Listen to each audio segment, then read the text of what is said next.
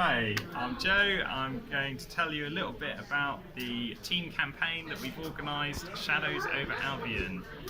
Niklas, hello, also organising the team tournament. So if we have a look down here, we've got the map of Albion. Now, first thing to say is this is just a printed copy. We're making a really nice big version of this, which will be really big, so you can have your team model on there and it will look really cool. And so what we've got here is 3 separate starting points on the Albion map, and this is where your army figure that represents your army will go. So usually maybe like a banner bearer or another model that's distinctive for your army. So you and your 5 teammates will all start on those points, and then you'll move your army figure around these territories until you meet up with an opposing army. So let's say you are fighting here. Okay, when you meet an opposing army, you then find that player and you go to one of the larger maps where you will then fight their army. Niklas, why don't you explain what happens during the battle? So, during the battle, depending on who got there first, they'll be attacking onto a table or they'll be defending it. If they both come on at the same time, they'll just walk on from each side. And on the battlefield, you'll fight as normal, but when you get below 1,000 points, you can start routing your army. So they might flee away, and in that case, they'll move back on the campaign map, back to friendly territory.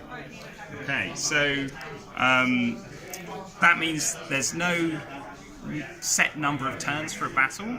Okay, you can keep fighting until one of the armies dies potentially, but usually what will happen is when you go below 1,000 points, you'll start taking those routing tests and someone will end up running off the board because they failed a route test. It could be that you keep on going, and that brings in the real-time element. So if we look at the map, we can see these 2 armies are fighting here. And so they're all off on a table fighting somewhere, and meanwhile this guy's teammate is working his way over along the territories, and he decides he's going to join in with this battle.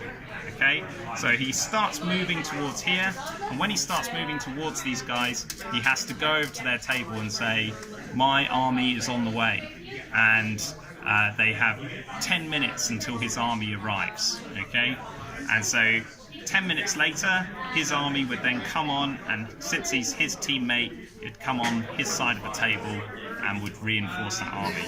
So because you've got this real-time element, battles can really swing different ways as your teammates come in to help you or opponents come in to disrupt what you're doing. So it becomes a lot more exciting and different from normal just 1 versus 1 Warhammer. Yeah, so the games, they don't have an objective themselves. There's no, oh, we're playing this mission, we're playing that mission. The mission is to control the campaign map, and do that by winning battles. And not only is winning battles, so in this case, we have these 2 armies fighting this 1 army.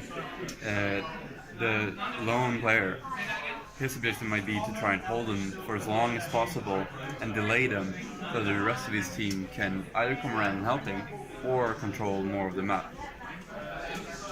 Okay, so you can, obviously you're going to lose a lot of troops because you're going to be playing lots and lots of battles. So how does that work out for your army? Well, after a battle, your army hopefully will have won, but if it hasn't won, it will have retreated to a friendly territory. And as soon as you're in a friendly territory, you can start regenerating points in your army. So you wait for 10 minutes and you get back 250 points of your army. And that's all detailed in the rules that's in the tournament pack. But there's ways of regaining back to your maximum of 1,500 points that you start with. There are some special territories which might even give you a bonus model. So there's like the Giants Causeway, where if you claim that territory, giants join in with your army, and there's some other territories which do special things as well. Okay, so if we just have one more look at the campaign map. There are 3 different teams So it is possible that you might get 3 different teams all fighting in the same territory. And when that happens, there are some rules which change the game slightly. The main change is just really to the dispel dice in Magic, and they're just generated once per round rather than once per player. So that's really the only major change. So yeah, you're trying to conquer these territories in order to claim points for your team, and every hour that goes past, the organisers will tell you how many points your team have won, and they'll go up on the scoreboard. And so it's scoring every hour, so you gain more and more points as each hour goes past. And then at the end of the day, we get the final scores for the teams, and we see which team has won. Last thing will probably be about the agents. Yeah. Agents. So your army is sort of to fight. They're not there to claim the land. So you have agents.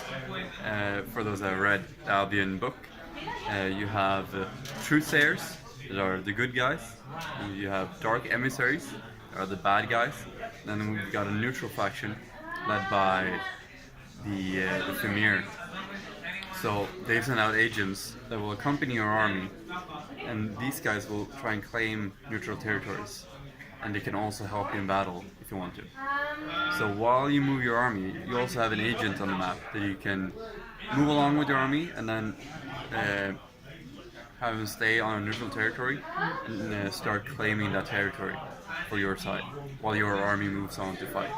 So this is so that your army doesn't have to stand around and just capture territory all day, because you want to use it to fight. Yeah, and so there's a little bit of decisions to make. So we've made the agents. Well, those of you who read the Albion book, you'll know the Truthsayer and the Dark Emissary are good spellcasters, and the Femir agent is a spellcaster as well. So there's a real advantage to having him in battle with you, but at the same time, what wins points is claiming territories, and agents can claim territories. So you've got that choice about whether he helps you out your army, or whether he claims some territories to get points for your team. It's up to you. You decide.